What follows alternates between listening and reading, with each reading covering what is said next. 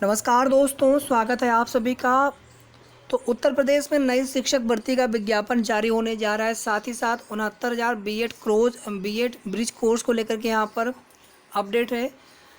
UP police में प्रत्येक वर्ष 12,000 होमगार्डों की भर्ती की जाएगी और साथ ही साथ देखेंगे यूपी बोर्ड की परीक्षाओं में बड़ा बदलाव कर दिया गया है। TGT, PGT, LT grade, UP PSC व अन्य महत्वपूर्ण सूचनाएं हैं। वीडियो को बिना स्किप किए आप पूरा जरूर देख लीजिएगा। वीडियो को लाइक शेयर भी कर दिया करें। लोक सेवा आयोग की तरफ से देखेंगे आप एक कंप्यूटर ऑपरेटर ग्रेड बी की परीक्षा करवाई गई थी और इसकी जो है टाइपिंग परीक्षा 19 तारीख से है। तो अगर आप में से कोई संबंधित हो तो आपके लिए महत्वपूर्ण सूचना है। इसके बाद देखेंगे यहाँ पर यूपी बोर्ड में अब 5 मासिक परीक्षाएं, हाई स्कूल परीक्षा नए पैटर्न पे होगी। ये सब कुछ एनएपी 2020 के तहत किया जा रहा है।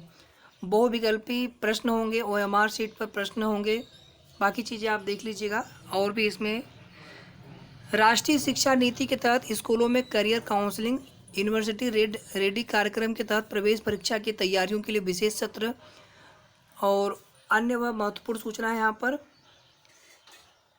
हैंड्स ऑन एक्टिविटीज और करके सीखो विधा को गणित और विज्ञान विषय में लागू करने के लिए हफ्ते में 2 पीरियड होंगे। हफ्ते में 1 दिन लाइब्रेरी का भी घंटा होगा। इसके बाद देखेंगे एनटीपीसी की परीक्षा चल रही है साथियों, कल हुई है और आज भी पेपर इसका है। और देखेंगे इसमें आप तो 25% अभ्यर्थियों ने ये परीक्षा छोड़ दी है। सीबीटी 2 की परीक्षा यहाँ पर चल रही है। इसके बाद देखेंगे आप इलाहाबाद हाई कोर्ट की तरफ से स्टाफ नर्स के 1729 पदों की भर्ती का विज्ञापन जारी करने पर रोक लगा दी गई है। मामले के तथ्यों के अनुसार उत्तर प्रदेश लोक सेवा आयोग ने स्टाफ नर्स भर्ती के लिए विज्ञापन जारी किया था। भर्ती प्रक्रिया अंतिम परिणाम घोषित करने के साथ ही विवादों में आ गई। तो यहाँ पर दाखिल याचिकाओं पर विभिन्न संस्थानों के अनुभव प्रमाण पत्र को मान्यता न देने और कट ऑफ से ज़्यादा अंक पाने वाले अभ्यर्थियों को अंतिम सफल परिणाम में शामिल न करने का आरोप लगाया है। तो याचिका पर सुनवाई के दौरान सरकार की ओर से कहा गया कि 3 सदस्यीय समिति बनाकर 15,000 अभ्यर्थियों के अनुभव प्रमाण पत्रों का पुनर्मूल्यांकन किया जा रहा है। 45 दिन में समिति की रिपोर्ट आएगी। इस पर कोर्ट ने मामले को जुलाई के तीसरे सप्ताह में समिति की रिपोर्ट के साथ पेश करने का निर्देश दिया है। यहाँ पर देखेंगे यूपी में हर साल 12,000 होमगार्डों की भर्ती होगी और गैर जिलों में ड्यूटी पर मिलेगा ज़्यादा भुगतान। प्रदेश में हर साल 12,000 होमगार्ड स्वयंसेवकों की भर्ती का लक्ष्य रखा गया है। इस तरह 4 साल में 48,000 की भर्ती आ जाएगी। 20% पद जो है महिलाओं के लिए आरक्षित होंगे। होमगार्ड विभाग ने अपनी कार्य योजना में भर्तियों को भी शामिल किया गया है। विभाग में होमगार्ड के कुल 1,18,348 पद स्वीकृत है, जिसमें से लगभग 34,000 पद रिक्त हैं। अगले 4 वर्षों में 15,700 होमगार्ड रिटायर हो जाएंगे। तो इस प्रकार से हर वर्ष जो है 12,000 होमगार्डों की भर्ती हो सकती है।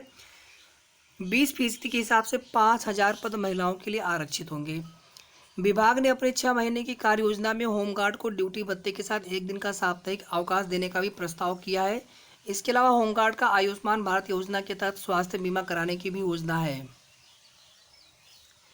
यहाँ पर देख सकते हैं आप सभी, बिना पढ़े छोटे बच्चों को पढ़ा रहे हैं हजारों अध्यापक। तो मामला है 69,000 शिक्षक भर्ती में बीएड के जो चयनित शिक्षक हैं, इनको इस शर्त पे प्राथमिक में शामिल किया गया था कि इनको जो है 6 महीने का ब्रिज कोर्स करा लिया जाएगा 2 वर्ष के अंदर अंदर।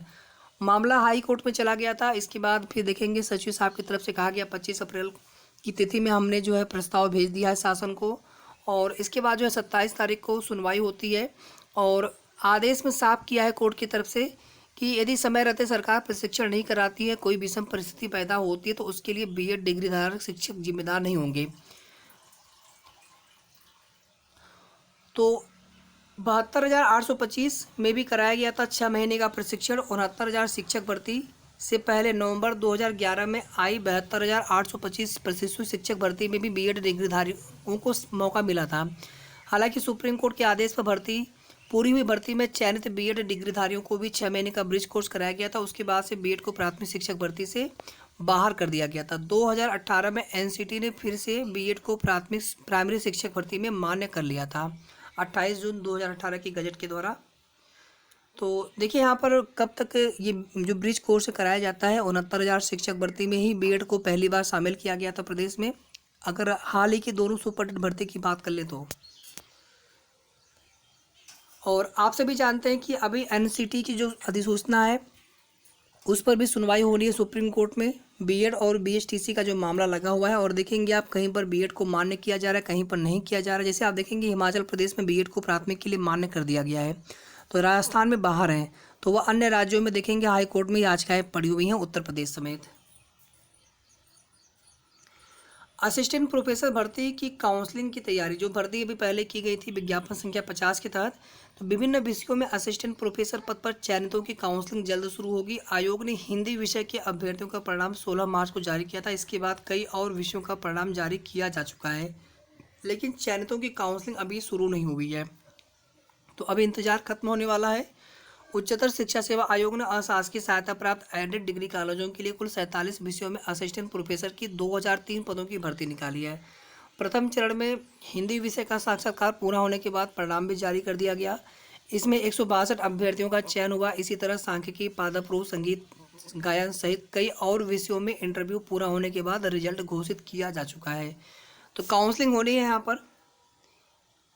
ये देखिए वही मामला है, बीएड का मामला है, जो 69,000 शिक्षक भर्ती में शिक्षक हैं। बीएड डिग्रीधारी शिक्षक स्वयं पहुंचे कोर्ट। जब सरकार ने कोई पहल नहीं की और उनको लगा कहीं 2 वर्ष पूरे हो जाएंगे और 2 वर्ष के अंदर अंदर जो है यहाँ पर 6 महीने का ब्रिज कोर्स होना आवश्यक है एनसीटी के अधिसूचना के अनुसार। राजकीय महाविद्यालयों में भर्ती होंगे 368 शिक्षक। 170 राजकीय महाविद्यालयों में असिस्टेंट प्रोफेसर के 368 पदों पर भर्ती जल्द शुरू होने जा रही है। उच्च शिक्षा निदेशालय ने रिक्त पदों का ब्यौरा शासन को भेज दिया। शासन से अधियाचन मिलने के बाद उत्तर प्रदेश लोक सेवा आयोग विज्ञापन जारी कर देगा, भर्ती की प्रक्रिया शुरू कर देगा। उच्च शिक्षा निदेशालय ने पहली बार रिक्त पदों की जानकारी ऑनलाइन मांगी थी। इसके साथ ही संबंधित कॉलेजों के प्राचार्यों से शपथ भी लिया था, ताकि भर्ती बाद रिक्त पदों को लेकर किसी भी तरह की विवाद की स्थिति पैदा न हो। सूत्रों के अनुसार निदेशालय को राजकीय महाविद्यालयों से असिस्टेंट प्रोफेसर के 368 रिक्त पदों की सूचना मिली है। सहायता प्राप्त महाविद्यालयों में भी मांगी रिक्त पदों की जानकारी। तो प्रदेश के 321 सहायता प्राप्त महाविद्यालयों में भी असिस्टेंट प्रोफेसर के रिक्त पदों की सूचना मांगी गई है। पूर्व में निदेशालय ने प्राचार्यों से रिक्त पदों की ऑनलाइन सूचना मांगी थी, लेकिन तकनीकी कारणों से कई महाविद्यालयों से ऑफलाइन सूचना मंगानी पड़ी। पदों की संख्या फाइनल होने के बाद भर्ती शुरू करने के लिए निदेशालय की ओर से अधियाचन उत्तर प्रदेश उच्चतर शिक्षा सेवा आयोग को भेज दिया जाएगा। लोक सेवा आयोग कंप्यूटर ऑपरेटर के 3 पदों पर 950 आवेदक।